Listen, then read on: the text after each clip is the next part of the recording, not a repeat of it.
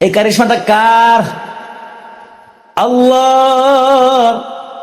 আল্লাহ পাক রব্বুল আলামিন আজকে যদি চান আপনার আমার মৃত্যুর সংবাদ দিতে পারেন কিনা, কিন্তু আল্লাহ পাক রব্বুল আলামিন আপনাকে আমাকে একটি হায়াত দিয়েছেন এবং বলেছেন এই হায়াতটা তোমার জন্য দিয়েছি, এই হায়াতের মধ্যে তুমি যা উপার্জন করতে পারো করবে, আর সেই উপার্জনের মাধ্যমেই আমি আল্লাহ তোমার জান্নাত জাহান্নাম নির্ধারণ করব।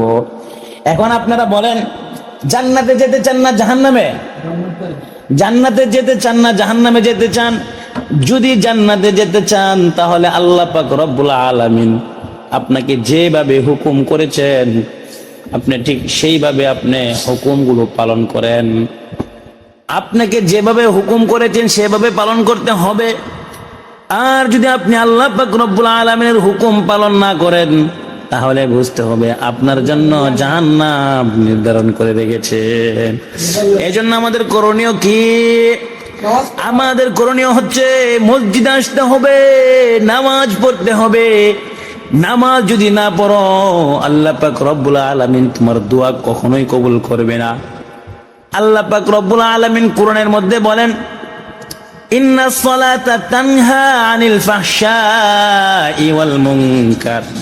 ভাই তুমি যখন নামাজ পড়বে এই নামাজ পড়ার কারণে তোমার যে দুনিয়াবি কিছু শয়তানি কাজ আছে, খারাপ কাজ আছে, ওই সকল খারাপ মন্দ কাজ থেকে একমাত্র নামাজই তোমাকে হেফাজত করতে পারে।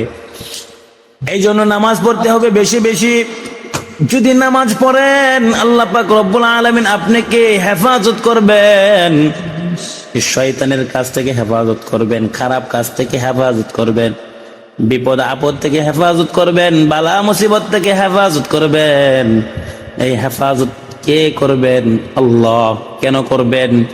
এই জন্য করবেন কারণ তিনি আপনাকে আমাকে তার গোলাম হিসাবে দুনিয়াতে পাঠাইছেন।